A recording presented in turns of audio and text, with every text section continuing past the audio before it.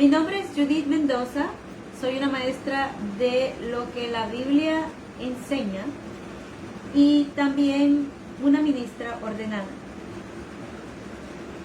Hoy voy a continuar con la vida de Jesús. Queremos aprender por qué Jesús es el camino, la verdad y la vida. Pero también sabemos que Jesucristo, el propósito de Jesucristo no fue de venir a la tierra y hacer un ministerio de 3 años y medio y después morir y resucitar y ir al cielo. Sabemos que su propósito era el de cumplir lo que Dios había escrito. Entonces Jesucristo cumple con lo que Dios le ha mandado. Así se llega a ser la palabra de Dios, la verdad por medio de Jesucristo. También sabemos que Jesucristo es el camino que nos dirige a Dios. ¿Y por qué? Bueno, sabemos que en el principio con Adán y Eva, antes de ellos pecar contra Dios, antes de ellos desobedecer, sabemos que ellos tenían una relación con Dios y hablaban con Dios directamente. No necesitaban un mediador. ¿Por qué? Porque eran perfectos, estaban limpios del pecado, limpios de la imperfección. Pero después que ellos desobedecieron, entonces fue esa división que hubo. Entonces Jesucristo es el camino que nos lleva a una reconciliación con Dios, como dijo el apóstol Pablo, como dice el apóstol Pablo en la Biblia. Podemos tener una reconciliación con Dios y volver a ser aceptables a Dios. Individualmente, sabemos que Adán y Eva tuvieron su oportunidad de mantenerse sin pecado, pero perdieron esa oportunidad porque se rebelaron contra Dios. Y sabemos que Jesucristo es la vida, porque por medio de Jesucristo todas aquellas personas que mueran antes del día de juicio de Dios, que han muerto, todos nuestros seres queridos que han muerto, y también nosotros, si llegamos a fallecer, a morir, tenemos la esperanza de la vida otra vez, porque Jesucristo, por medio de Jesucristo, se nos va a dar una resurrección a la vida otra vez, si llegáramos a morir. Hoy voy a hablar acerca de el siguiente suceso en la vida de Jesús, porque queremos saber quién era Jesús, cómo era Jesús. Para seguir sus pasos, para seguir su ejemplo, tenemos que saber quién era Jesús, cómo era Jesús, cómo se comportaba y cuál era el ministerio que dejó para nosotros poder cumplir, porque es de cada uno de nosotros, seres humanos, el que lleguemos a obtener esta responsabilidad, saber cómo, porque Él instruye, da la instrucción en cómo hacer esto. Y también después da el mandato de que se vaya y que se hagan discípulos alrededor de la tierra. O sea, que las personas que nacieron después de Adán y Eva, que Adán y Eva tuvieron, a medida que se llena el mundo, vemos que las personas o han decidido o estábamos bajo no la dirección de Dios, sino que el gobernante de este mundo, dice la Biblia, que es Satanás. Sabemos que Adán y Eva escogieron a Satanás como su Dios. Entonces todos aquellos que nacen de Adán y Eva se encuentran en esa condición. Entonces uno tiene que tomar la acción de no pertenecer a ese grupo. Y todos, la Biblia nos menciona que Dios amó tanto al mundo que dio a su Hijo unigénito, y este mundo que se menciona es el mundo que está siendo gobernado por Satanás. Pero Dios nos ha proveído la manera de cómo no ser parte de ese mundo que tiene al diablo como su Dios. Entonces, si tiene su Biblia, voy a leer de la Santa Biblia y voy a leer lo que dice Juan. Y Juan, acordémonos que Juan, cuando leamos en Juan, acordémonos que Juan fue el escritor de Apocalipsis. Él escribe Apocalipsis primero, o el libro de Revelación, y después escribe las buenas nuevas del reino de Dios por medio de Jesucristo. Si vamos al capítulo 2, si usted busca en su Biblia, en el capítulo 2,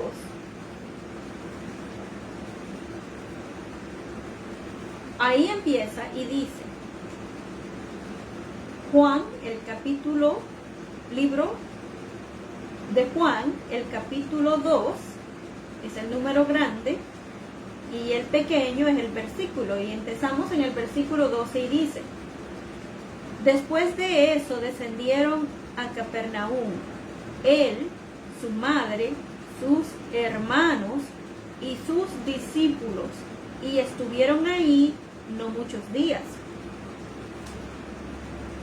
Y después está el subtítulo en esta Biblia para uno poder tener mejor entendimiento de lo que va a pasar después, y dice, Jesús purifica el templo.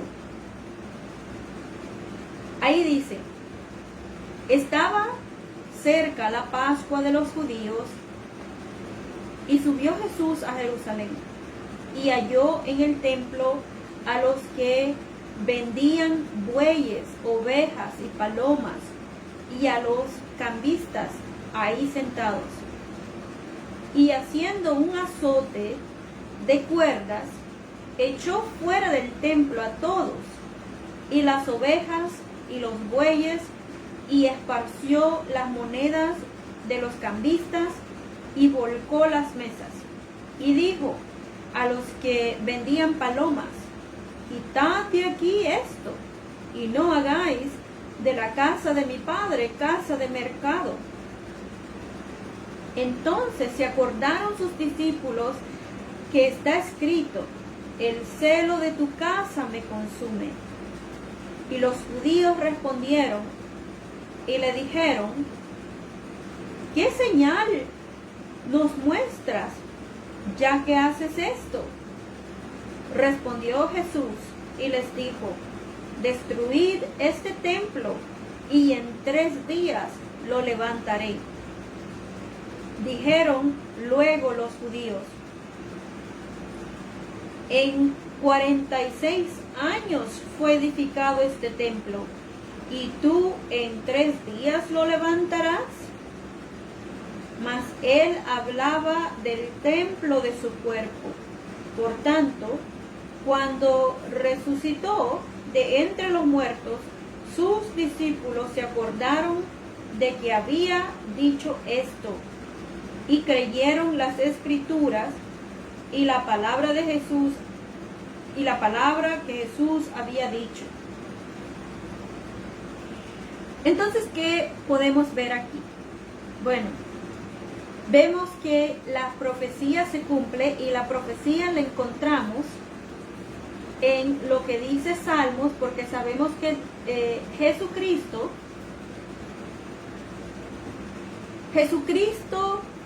es la única persona que puede cumplir con lo que la ley requiere.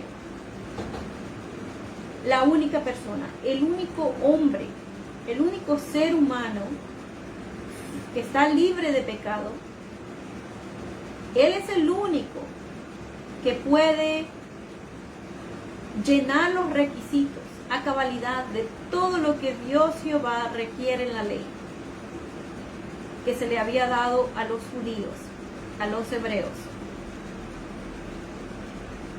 Vamos a ver lo que dice Deuteronomio 14, Deuteronomio 14 del 24 al 26.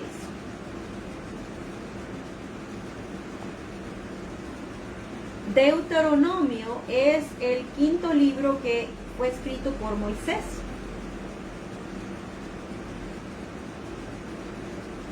Deuteronomio 14, 24. Deuteronomio 14, 24 dice: en caso de que el viaje sea muy largo y no puedas llevar estas cosas al lugar que Jehová tu Dios escoja como lugar para su nombre, porque ese lugar te queda lejos, porque Jehová tu Dios te bendecirá, podrás cambiarlas por dinero y con el dinero en mano viajar al lugar que Jehová tu Dios escogerá. Entonces podrás gastar el dinero en lo que desees: vacas, ovejas, cabras, vino y otras bebidas alcohólicas, y en cualquier otra cosa que quieras. Ahí comerás delante de Jehová tu Dios y te alegrarás tú y los de tu casa. ¿Qué se nos está diciendo ahí? La ley permite, la ley que se le había dado a los israelitas, a los judíos, la ley permite que los que vienen de lejos compren al llegar vacas, ovejas, cabras y cualquier otra cosa que necesiten durante su estancia, porque estos viajes eran viajes que tomaban tiempo, quedaban lejos. El lugar donde ellos tenían que ir era un lugar donde se le iba a dar servicio sagrado a Dios, y ahí se iban a quedar por unos cuantos días. La Pascua usualmente duraba unos cuantos días. Así que los comerciantes de Jerusalén se aprovechaban de esta situación, vendiendo pájaros y otros animales en un patio grande dentro del templo. O sea, que ellos se hubieran podido colocar afuera del templo. Porque si vemos aquí, lo que dice el mandato es: en caso de que el viaje sea muy largo, Jehová entiende que si es largo el viaje y no pueda llevar estas cosas la persona al lugar que Jehová Dios escoja como lugar para su nombre, porque ese lugar te queda muy lejos, dice, podrás cambiarlas por dinero y con el dinero en mano viajar al lugar que Jehová Dios escogerá. O sea que no es como estaban haciendo en el tiempo de Jesús, cuando ya no les importaba. En realidad las cosas las hacían monótonamente. Era algo que era que quizás ni siquiera lo pensaban dos veces para hacerlo. Era una rutina. Se había convertido todo en una rutina. No lo hacían porque en realidad querían agradar a Dios, sino que lo hacían porque era una rutina que ellos tenían ya con lo que estaban haciendo. Y era parte de las cosas que hacían rutinariamente y para sus propios negocios, básicamente. y el dar el sacrificio era algo como rutinario. No era que le salía del corazón a ellos, porque como dice ahí, Jehová los estaba bendiciendo, entonces para darle gracias a Jehová Dios. Pero en realidad vemos que para el tiempo de Jesucristo, ya ellos no le tenían el respeto a Dios de la manera como Él se lo merecía. Vemos ahí, dice, que ellos podían hacer esto, podían, si no querían cargar todas estas cosas porque el viaje era muy largo, Dios comprendía que son polvo, como dice el Salmo, que eran polvo. Y entonces les daba la opción de intercambiar el precio, el valor de sus animales del vino o de cualquier otra cosa que tuviera valor por dinero. Entonces con ese dinero ir y estando allá comprar en la ciudad donde Jehová Dios requería que ellos fueran para darle adoración. Entonces estando ya en esa ciudad, ellos ahí podían entonces comprar para llevar para el sacrificio que se requería. Pero ellos estaban aprovechándose de esta situación y estaban adentro del templo, que es un sitio sagrado para Dios. Además, algunos de ellos también estafaban a la gente, poniendo precios muy elevados.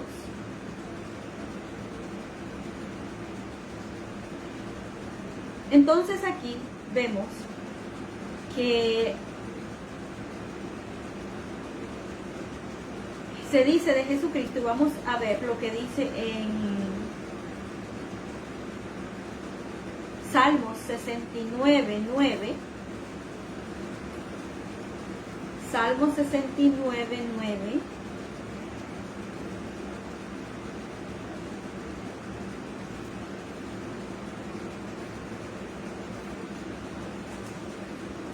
Dice: porque la devoción que siento por tu casa ha ardido en mi interior, y los insultos de los que te insultan han recaído sobre mí. Y vemos ahí cómo se demuestra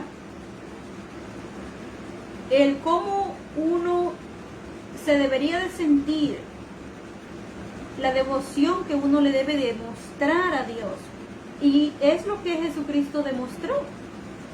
Porque Jehová Dios les había dado la opción, y estaba escrito en la ley, de que ellos podían hacer eso.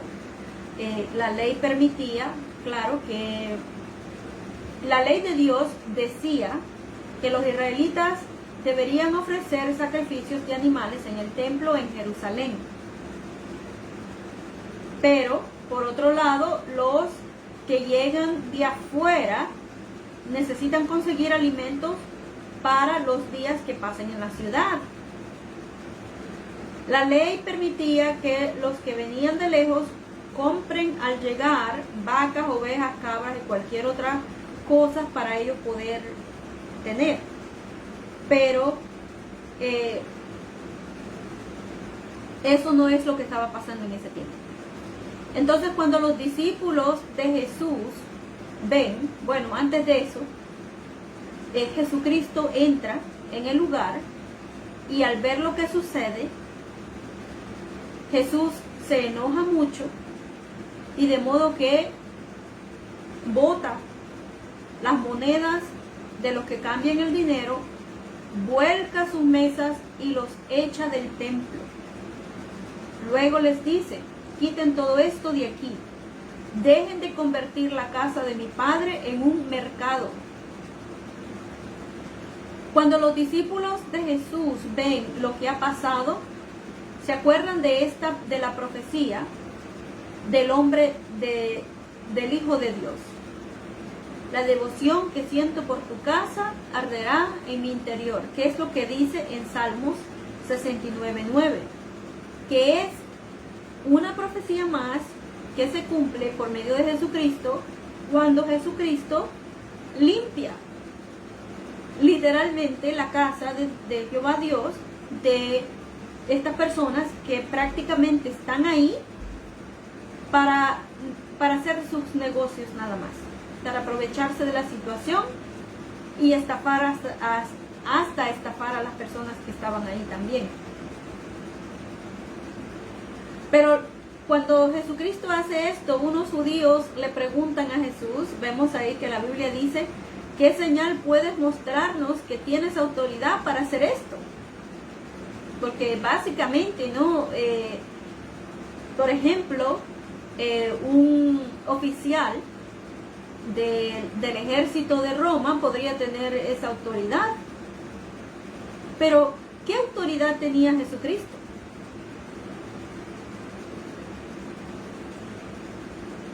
Sabemos que es el Hijo de Dios. Jesucristo es el Hijo de Dios. Y el lugar de adoración,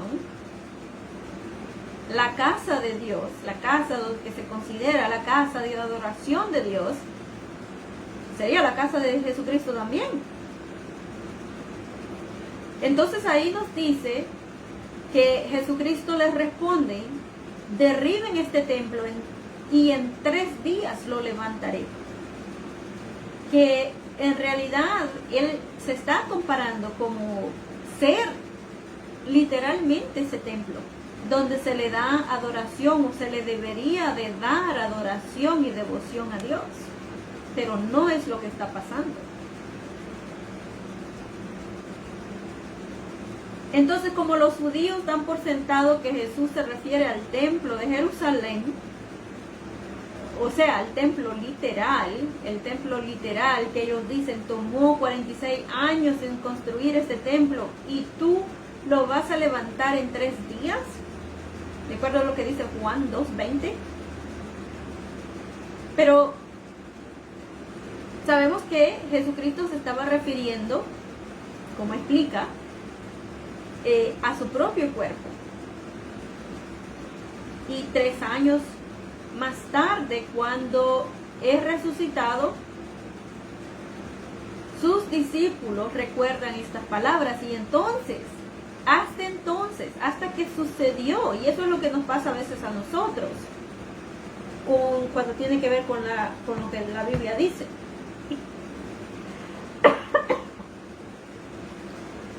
Disculpe.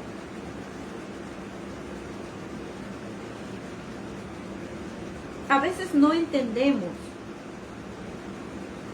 lo que la Biblia dice. Y sí requiere que nosotros se nos enseñe, que seamos enseñados. Pero también el propósito de ser enseñados es el de que lleguemos a ser seguidores de Jesucristo y hacer la voluntad de Dios, como hizo Jesucristo, en la predicación y en enseñar, como dijo Jesucristo, que se debería de enseñar para la salvación. Entonces queremos saber cómo, ¿no? Claro que lo que pasó en el templo es algo que Jesucristo lo hizo porque Él estaba cumpliendo las profecías, cumpliendo lo que la palabra de Dios dice que se iba a hacer. Sabemos que Jesucristo sí tenía el lugar de adoración, era prácticamente también la casa de Jesucristo. porque es hijo de Dios. Entonces, como hijo de Dios, él estaba enseñando y protegiendo las cosas de Dios, las cosas de Jehová Dios su Padre.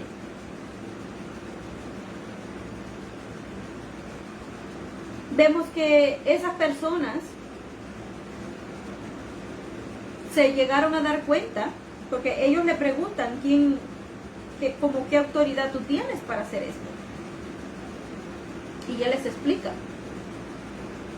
Pero claro, ellos no entienden. Y vemos que los discípulos de Jesucristo recuerdan estas palabras después que la profecía se ha cumplido. Ellos pueden entender por qué Jesucristo les contestó: derriben este templo y en 3 días lo levantaré, refiriéndose a su cuerpo mismo. Y bueno, también, ¿no?, representaba lo que es el templo de Dios, o lo que la adoración divina debería de ser para Dios, qué es lo que es aceptable para Dios. Entonces podemos ver eso. También podemos ver ahí otra cosa que quería mencionar. En este tiempo, como todos los judíos fieles hacían, celebraban la Pascua del año 30 en ese entonces. Y es cuando estaba en el templo de Jerusalén que pasó todo esto. Pero vamos a ver lo que dice ahí, porque me fijé en algo ahí en Juan,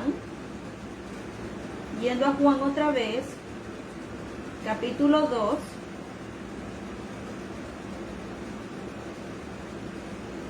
Sabemos cómo Jesucristo llena las profecías, pero también, comenzando desde el 12, dice: después de esto bajó a Capernaum con su madre, Jesús. Jesús baja a Capernaum, es un área, ¿no?, con su madre, con sus hermanos. Jesús tenía hermanos y hermanas, y con sus discípulos. Entonces lo que quería notar es eso. Jesús tenía hermanos y hermanas. Sabemos que ciertas denominaciones hablan acerca de que María, y hasta ahora se refiere a la Virgen María, la Virgen de Guadalupe.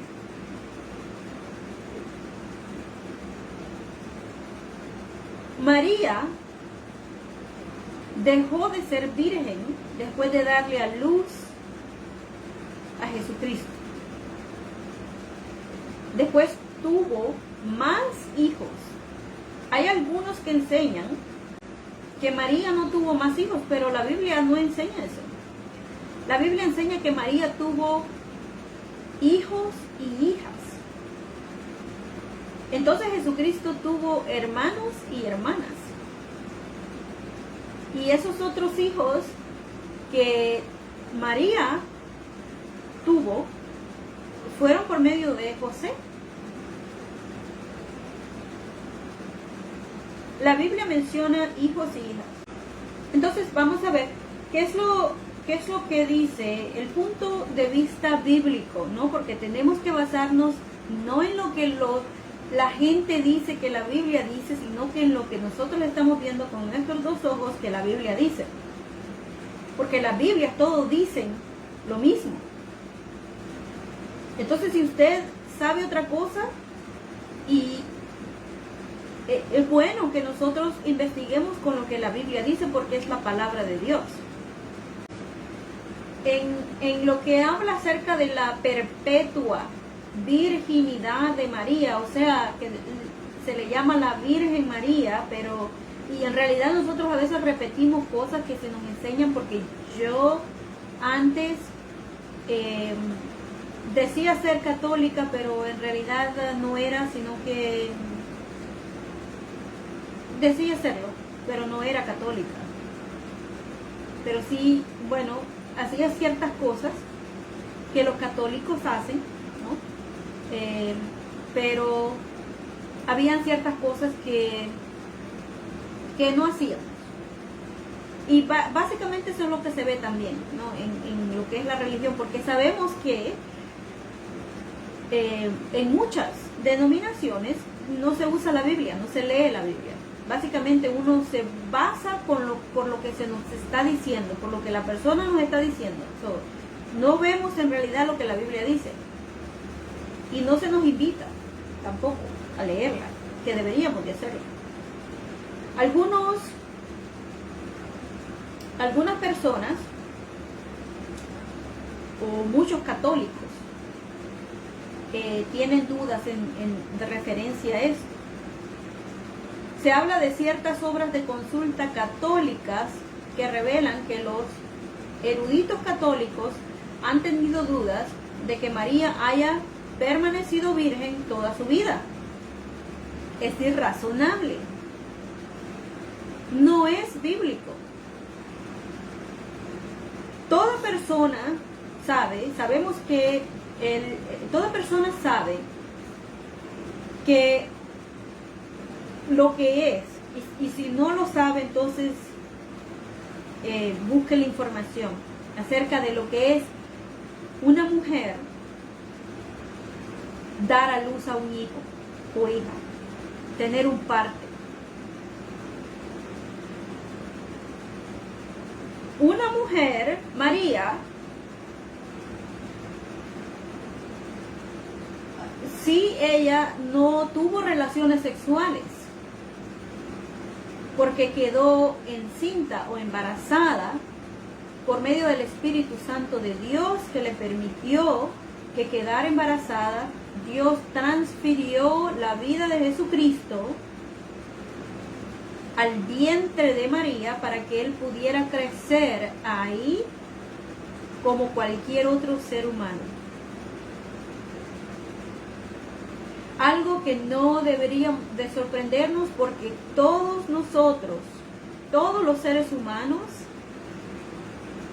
tenemos ese aliento de vida que fluye en nosotros, los seres humanos. El Espíritu Santo de Dios, su fuerza activa, que nos mantiene, que nos da vida. Y claro, se desconecta uno cuando morimos, hasta que Dios nos vuelve a dar de su fuerza activa otra vez.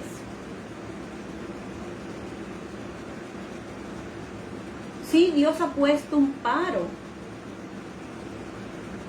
porque Dios le dijo a Adán y Eva que en el momento que ellos le desobedecieran, iban a dejar de vivir. Pero es Dios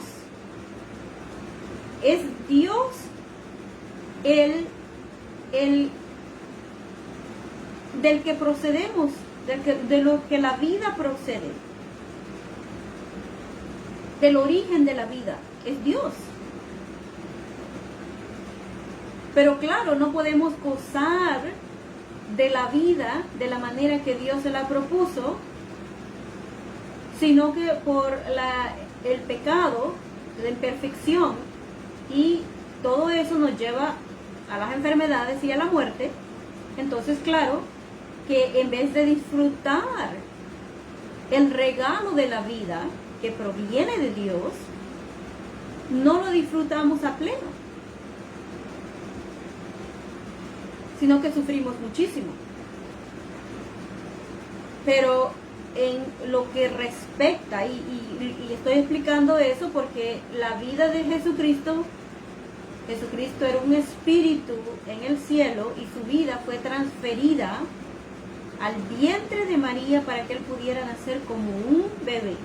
Y nació como un ser humano, cualquier otro ser humano. Creció también como cualquier otro ser humano hasta el día en que se bautizó para dedicar su vida a Dios y hacer su ministerio, ser ungido para el reino venidero de Dios, que iba a ser por medio de Cristo Jesús, que está ya establecido en los cielos, y Jesucristo está gobernando entre medio de sus enemigos desde el cielo, porque fue resucitado después de haber sido dadole muerte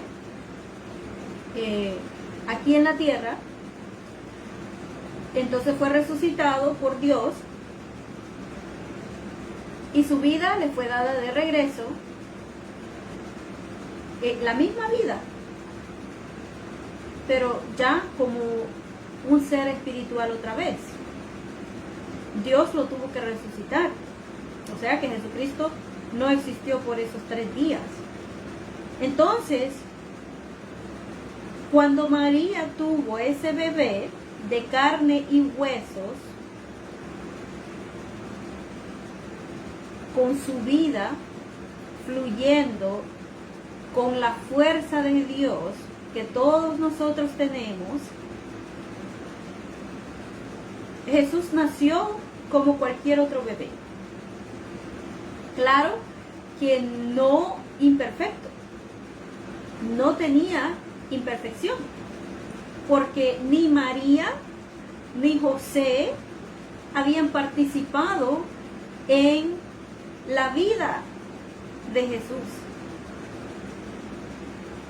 Jesús fue colocado adentro del vientre para que creciera como un bebé. O sea que el vientre de María se ocupó como el lugar para que María pudiera sostener la vida. Adentro del vientre de María, de la vida de Jesús, se pudiera mantener, sostener, como cualquier otro bebé, adentro del vientre de su madre. Entonces el caso es la perpetua virginidad que tiene María, que se le da. Es algo que no tiene base. Es una enseñanza que en realidad las personas que lo crean están yendo en contra de todo lo que es razonable.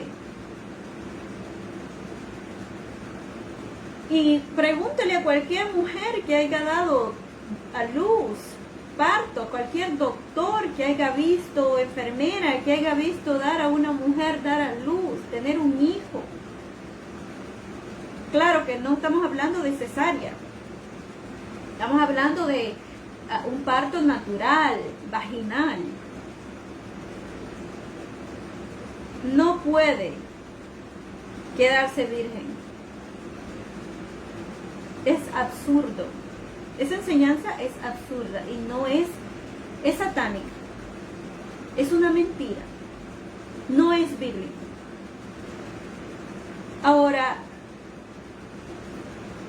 ciertas obras de consultas católicas revelan que los eruditos católicos han tenido dudas de que María haya permanecido virgen toda su vida. La Biblia misma menciona varias veces a los hermanos y hermanas de Jesús.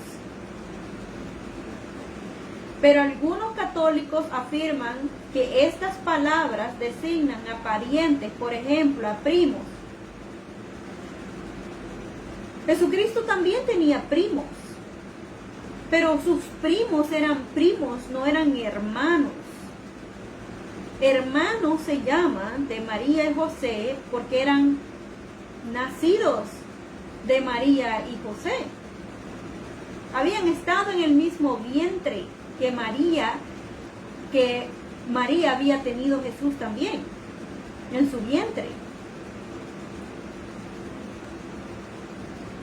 La nueva enciclopedia católica menciona que las palabras griegas que se usan para designar la relación entre Jesús y estos parientes tenían el significado de hermano y hermana de sangre en el mundo del habla griega del tiempo evangelista, y naturalmente habría tenido este significado para el lector griego. Eran otras personas que se referían también a estos como hermanos y hermanas. Esa misma enciclopedia, otra enciclopedia de la Biblia, de la Nueva Biblia Americana, traducción católica también, admiten una nota al pie con referencia a Marcos 6, 1 al 6, que dice: entonces él salió de allí y se fue a su tierra, y sus discípulos lo acompañaron. Cuando llegó el sábado, se puso a enseñar en la sinagoga, y la mayoría de los que lo escucharon quedaron impactados y dijeron: ¿dónde consiguió este hombre estas cosas? ¿Por qué se le dio esta sabiduría? ¿Y por qué se realizan a través de sus manos semejantes milagros? Este es el carpintero, el hijo de María y el hermano de Santiago, José, Judas y Simón, ¿verdad? Y sus hermanas viven aquí con nosotros, ¿no es cierto? Y esto se convirtió en un obstáculo para que creyeran en él. Pero Jesús les dijo: al profeta se le honra en todos lados, menos en su propia tierra, entre sus parientes y en su propia casa. Así que no pudo hacer ahí ningún milagro excepto curar a unos cuantos enfermos poniendo sus manos sobre ellos. De hecho, se quedó asombrado al ver su falta de fe y realizó un recorrido enseñando por las aldeas vecinas. Vemos aquí que los mismos hermanos de Jesús son mencionados por nombre. Se dice ser que era Santiago, José, Judas y Simón, y también sus hermanas. No es lógico que María y José no tuvieran más hijos.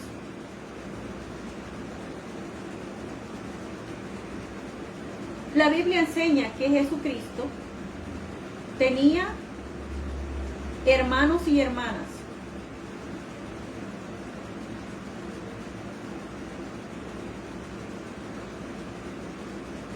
Entonces se menciona la Biblia, la Nueva Biblia Americana, la traducción católica, menciona que la cuestión en cuanto al significado de esto no hubiera surgido a no ser por la fe de la Iglesia en la perpetua virginidad de María. La Biblia muestra claramente que María tuvo otros hijos además de Jesús. La enseñanza de la Iglesia Católica de que ella no tuvo otros hijos es lo que ha creado una controversia. El autor católico J. Giles, quien examinó por completo toda la prueba bíblica sobre el asunto, concluye brevemente, él dice, brevemente y en lenguaje mesurado por fidelidad a la Iglesia Católica, creo que puedo resumir mi investigación como sigue. Los 4 evangelios canónicos proporcionan evidencia concordante de que Jesús tuvo verdaderos hermanos y hermanas en su familia. Ante este conjunto de pruebas coherentes, la posición tradicional de la Iglesia Católica parece vulnerable y frágil. Por lo tanto, si la Biblia no proporciona prueba alguna de la perpetua virginidad de María, ¿cuáles son los orígenes de esta creencia? Bueno, los orígenes varían en religiones antiguas. Y eso es algo que lo indica el sacerdote jesuita Ignace de la Poterie. La virginidad tenía un valor sagrado. A algunas diosas, Anat, Artemis, Atenea, se las llamaba vírgenes. Pero, ¿qué tiene esto que ver con María? El sacerdote católico Andrew Greeley explica: el símbolo de María vincula al cristianismo directamente con las religiones antiguas de las diosas madres. El profesor de historia eclesiástica Ernst W. Benz comenta sobre esta conexión con las antiguas religiones paganas. La veneración de la Madre de Dios, escribió en la Nueva Enciclopedia Británica, recibió su ímpetu cuando la Iglesia cristiana llegó a ser la Iglesia imperial bajo Constantino y las masas paganas acudieron a la Iglesia a raudales. La piedad de las personas y su conciencia religiosa se habían formado por miles de años en torno al culto de la Gran Madre, Diosa y la Virgen Divina, de desarrollo que remontaba hasta las antiguas religiones populares de Babilonia y Asiria, a pesar de las presunciones poco favorables en la tradición de los evangelios.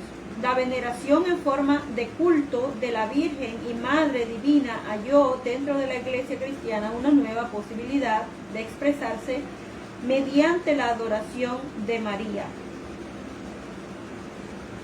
Pero, si vamos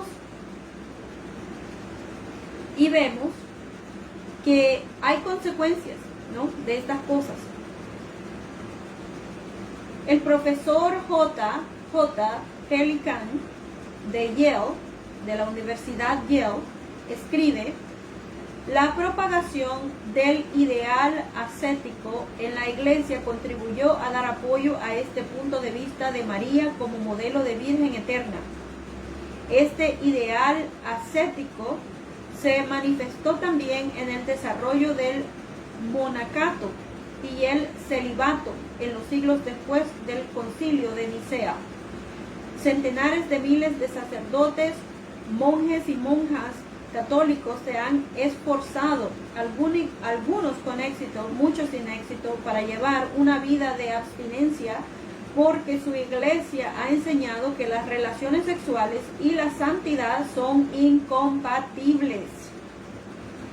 El significado que la principal autoridad eclesiástica, San Agustín, identificó el pecado original con la concupiscencia sexual.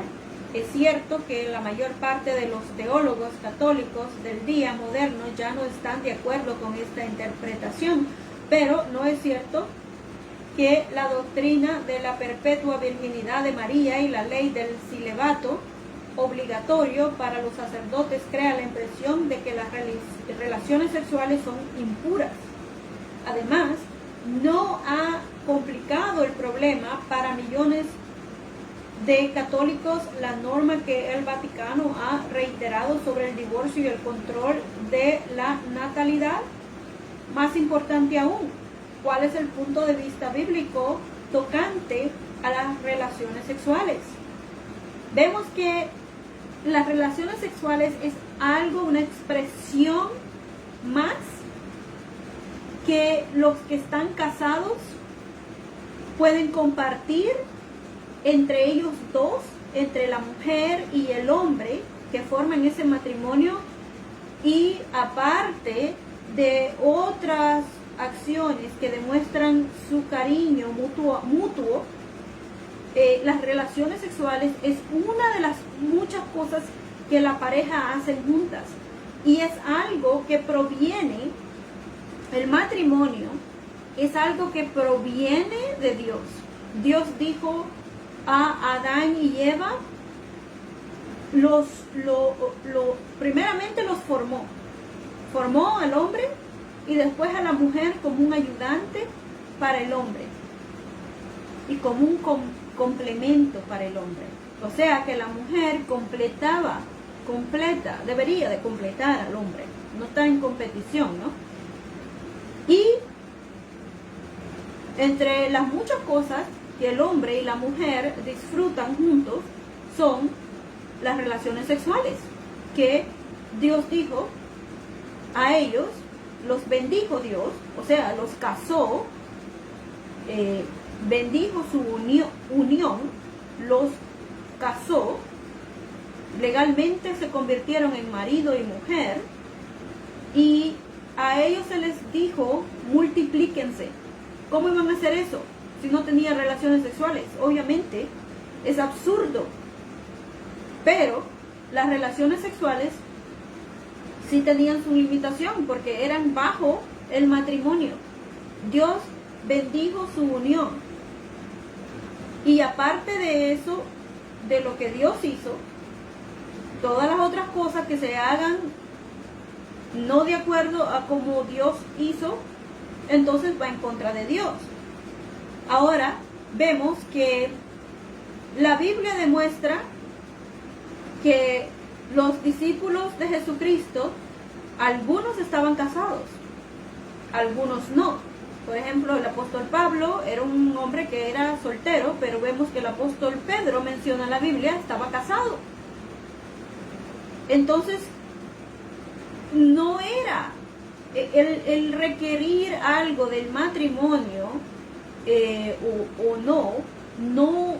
no era un requerimiento para ellos poder ser discípulos de Jesucristo. Sí, se dijo que la soltería era un regalo de Dios, así como también el matrimonio es un regalo de Dios. Las dos cosas son un regalo de Dios. Uno puede optar por servir a Dios y no casarse por un tiempo, quizás dejar un tiempo para poder servir a Dios de completo, ya que uno tendría menos responsabilidades y puede ocuparse más en las cosas de Dios. Pero no quiere decir que estaba prohibido que se casaran. Y eso de que las mujeres se queden vírgenes, y supuestamente siguiendo una enseñanza que no está basada en la Biblia, o sea, las monjas, no es un requerimiento. Vemos que aquellos que quieren decidir mantenerse solteros, y claro, tendría que también incluirse el no tener relaciones sexuales con nadie, porque entonces ya sería fornicación y sería en contra de Dios. Entonces, vemos ahí que la Biblia explica que Jesucristo fue un hijo primero de José y María, fue causado por Jehová Dios. María y José no tuvieron que ver en lo que era la vida de Jesucristo, ser puesta en el vientre de María. María tuvo más hijos, pero el parto mismo que ella tuvo fue un parto natural como cualquier otra mujer que tendría un hijo. Ella literalmente dejó de ser virgen al ella dar a luz.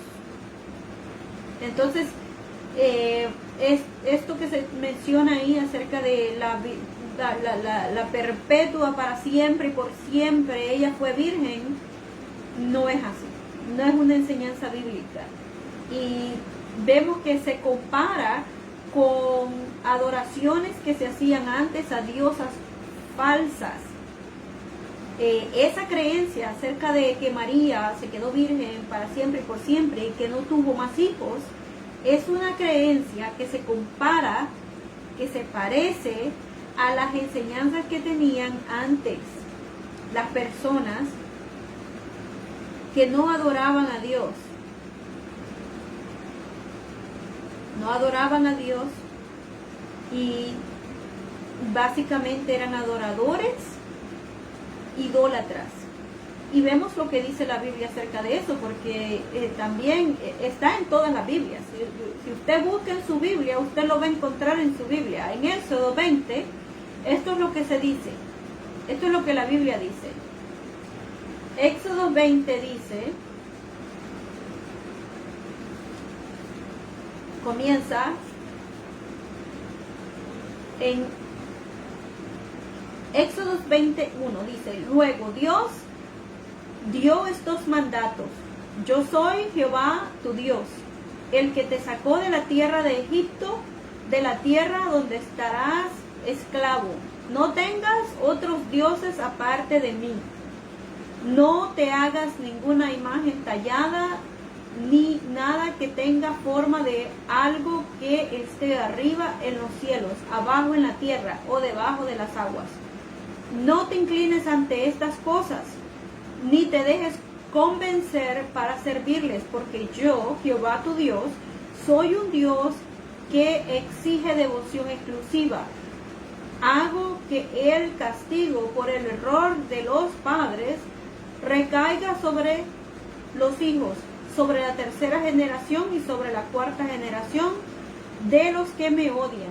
Pero les demuestro amor leal por 1000 generaciones a los descendientes de los que me aman y obedecen mis mandamientos. Entonces ahí que vemos, bien claro, sabemos que aparte de perpetuar, de decir que María era una persona que fue virgen para siempre y por siempre, vemos ahí que la Biblia demuestra y dice que no es así. Y esa comparación, eso de que María era por siempre y para siempre virgen, se parece a lo que hacían antes, en los tiempos, en la adoración de... Quiero ver dónde es que fue.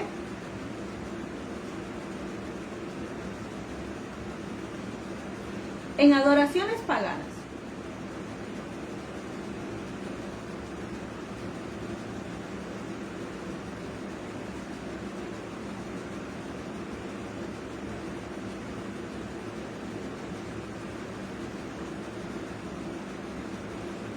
En religiones antiguas populares de Babilonia y Asiria. Y sabemos que esas personas se oponían a Dios. Y se parece a eso.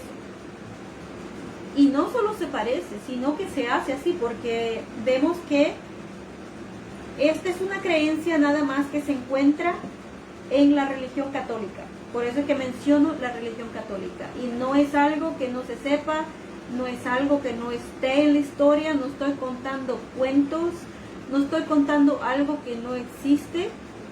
Si usted busca la información, usted va a encontrar que la información que yo he proveído es información que existe en personas que han escrito acerca de estos asuntos. Y también vemos que eso es algo que se puede ver en las iglesias católicas cuando se entran, que están llenas de ídolos, y entre esos ídolos está la supuesta estatua de que se refiere a María, la Virgen María, que supuestamente se quedó virgen por siempre y para siempre, algo que es absurdo. Y también la Biblia no condena el matrimonio. Entonces, esto de las monjas y los sacerdotes que no se casan, que supuestamente porque la Biblia lo sugiere, no es así. Cuando vemos en las Escrituras y vemos la vida de Jesucristo, sabemos que Jesucristo decidió quedarse soltero. Jesucristo vino a la tierra con un propósito, con el propósito que Dios lo había mandado. Y cumplió la palabra de Dios. Pero decidió, obviamente su vida no era de venir y formar una vida aquí con una mujer, casarse. Eso no era el propósito de él, porque obviamente si hubiera sido así, entonces ¿cómo hubiera sido que también hubiera hecho la predicación, el ministerio? Y básicamente eso es lo que lo puso en línea para él poder,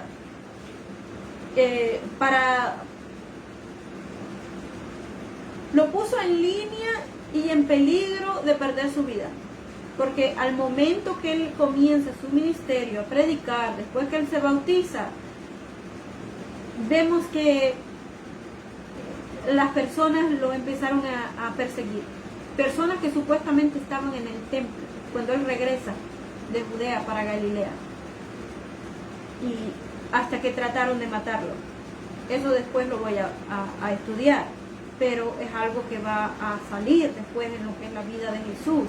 Entonces vemos que básicamente Jesús da su vida como un sacrificio. Porque su vida no es que él busca la muerte, sino que lo persiguen para matarlo. Y su vida perfecta, entonces él puede entregársela a Dios como un sacrificio. En cambio de la vida imperfecta de todos nosotros. Y entonces así Jesucristo se convierte en nuestro rescate. Y claro que Jehová Dios aceptó el valor de la vida de Jesucristo para balancear la vida que se perdió, que era perfecta, que fue la de Adán. Entonces, vemos que al estudiar la Biblia, nos podemos enterar de muchos detalles y lo que pasó en el templo, que demuestra la devoción que Jesús tenía por la adoración verdadera, porque eso es lo que lo que Jesucristo estaba defendiendo, la adoración verdadera, que se mantuviera también el respeto que se merece para Dios, para Jehová Dios, su Padre. Y entonces, ¿qué es lo que podemos aprender? Bueno, no es de nosotros, porque acordémonos que Jesús es el Hijo de Dios. Él tenía el derecho de sacar a estos vendedores de ahí, y estas personas que estaban siendo estafadores de adentro del templo de Dios. Él tenía el derecho porque Él es el Hijo de Dios, pero no, yo no. Nosotros no. Entonces nosotros no podemos tomar acción como las que Él tomó, porque no es de nosotros hacerlo. Además, vamos a ir aprendiendo de la manera como Jesucristo llevaba la predicación, llevaba el ministerio y estaba cumpliendo con lo que Dios requería de Él, haciendo la voluntad de Dios. Entonces así podemos ir aprendiendo nosotros cómo es que hacemos la voluntad de Dios. Claro que, como dice Juan, el libro de Juan 17:3, tenemos que saber quién es Jehová Dios, estudiar acerca de Él, de Dios, y también aprender quién es Jesucristo, al cual Él envió. Entonces, por ahí hasta ahora, eso es lo que voy a considerar, lo que consideré hoy.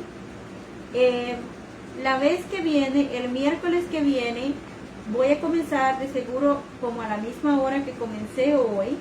Voy a hacer un poquito más tarde, y porque mi horario ha cambiado otra vez, entonces tengo que volver a hacer cambios, pero por ahora va a ser en inglés como a las 8:15 por ahí de la noche, y en español va a comenzar por ahí como a las 9:15 de la noche.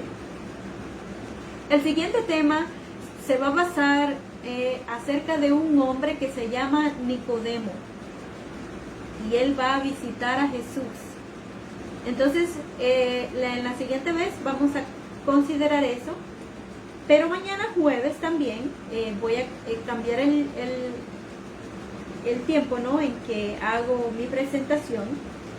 Y entonces, pero mañana jueves va a ser a las 8:15 en inglés, a las 9:15 en español, y voy a continuar con el libro de Apocalipsis, explicando el libro de Apocalipsis y continuando, ¿no?, la explicación en la que me quedé.